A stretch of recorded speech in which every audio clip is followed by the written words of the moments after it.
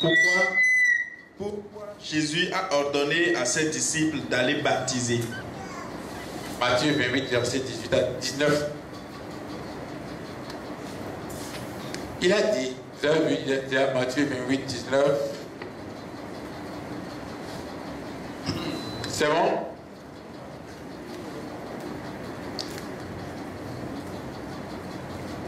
La Bible dit, je commence par le verset. Jésus s'étant approché, leur parla ainsi.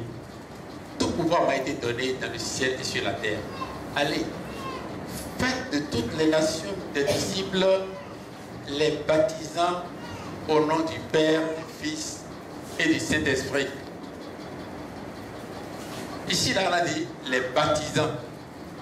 On n'a pas dit, allez, faites de toutes les nations des disciples et baptisez. On n'a pas dit ça. Les deux actions sont communes. Vous voyez ça avec moi? C'est en baptisant qu'on fait les disciples. Donc, pour faire des disciples à Dieu, il faut leur annoncer la parole. Dieu a fait une promesse. Je verserai sur vous l'eau pure qui vous purifiera.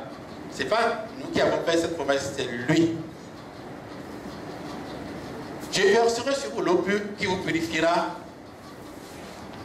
Et Jésus, quand il est venu, lui, on lui a percé le côté avec la lance et l'eau qui a été promise a été versée.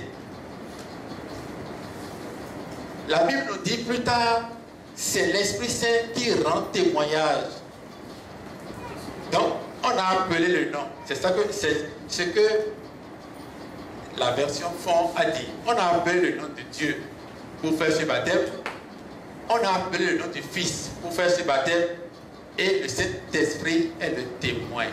C'est le baptême que lui l'a fait, qui nous demande d'aller annoncer. Et en l'annonçant, on appelle le nom du Père, du Fils et du Saint-Esprit. Celui qui croit reçoit ce baptême. Ce n'est pas le baptême qu'il a montré qu'il va me dire d'aller faire.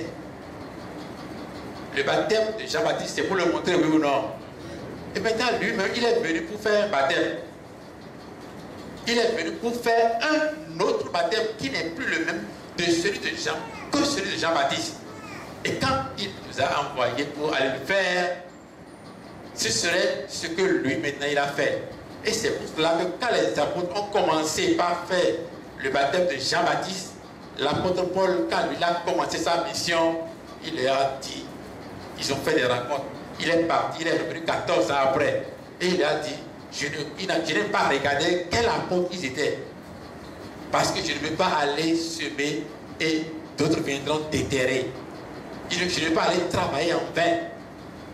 C'est pour cela que nous avons dit tout à l'heure, l'apôtre Paul, quand lui a commencé à missionner, c'est un sujet qui a commencé par créer de la division dans le peuple. Les gens disent, moi c'est Paul qui m'a baptisé. 1 Corinthiens 1 verset 10. D'autres disent, c'est Pierre qui m'a baptisé.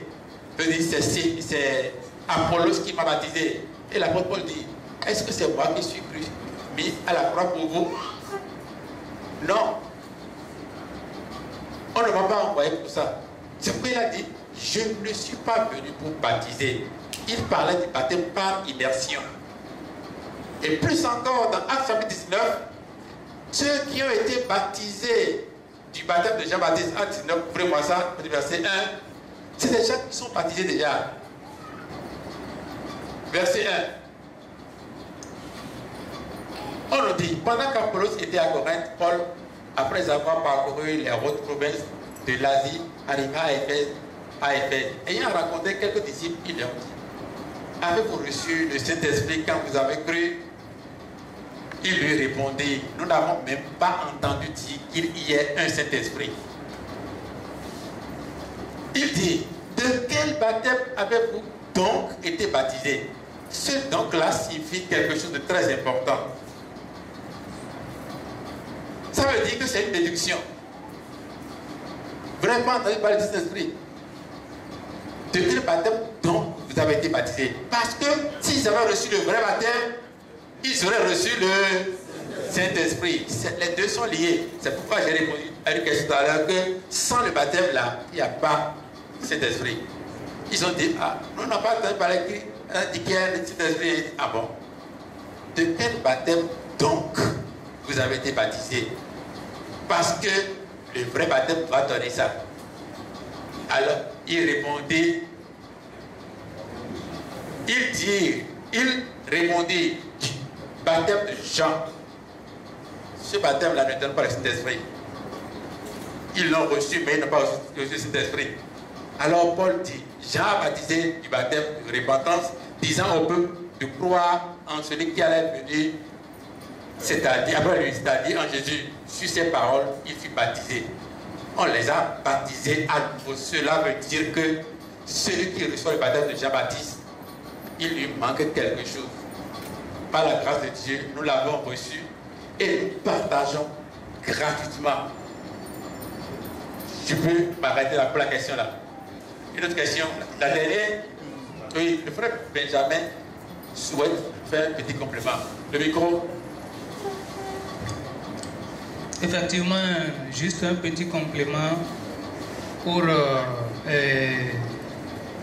accompagner l'orateur de ce qu'il est en train de nous présenter ce jour.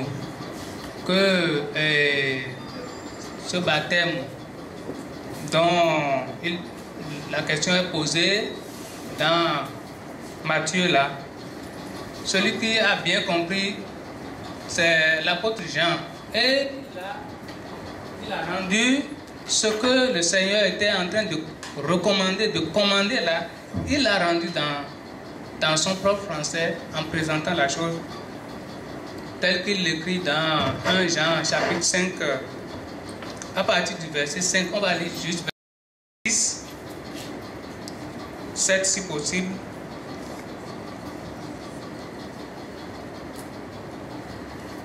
Voilà. À partir du verset 5, on dit qui est celui-là qui a triomphé du monde.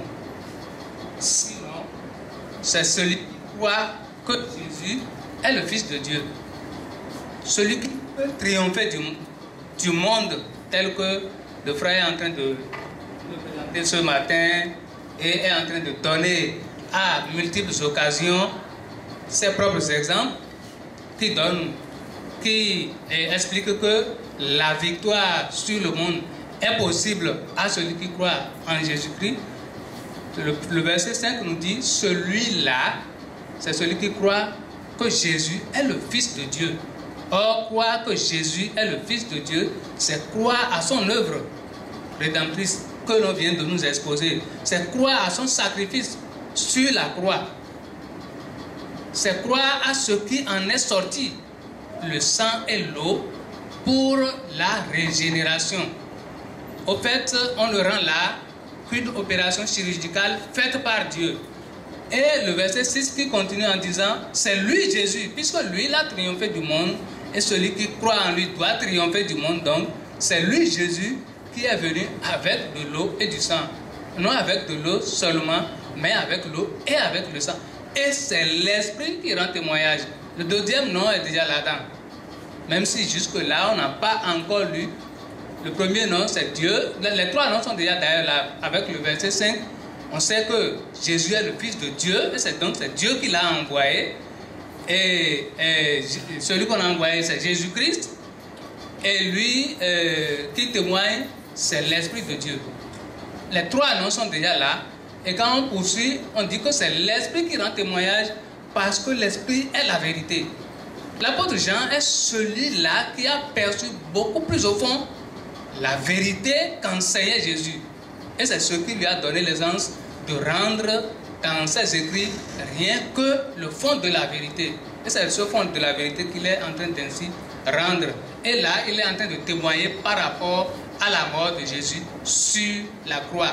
Et quand vous écoutez la prédication de la croix, et cela vous amène à la conversion à Dieu. Autrement dit, vous recevez le baptême du Saint-Esprit. Le baptême du Saint-Esprit, c'est le baptême au nom du Père, du Fils et du Saint-Esprit. Donc c'est ce chapitre-là, 1 Jean, chapitre 5, à l'intérieur de ce chapitre-là, que Jean, lui, l'apôtre, il a rendu la compréhension qu'il a de ce commandement que le Maître leur a donné en partant. Voilà ce que je voulais ajouter.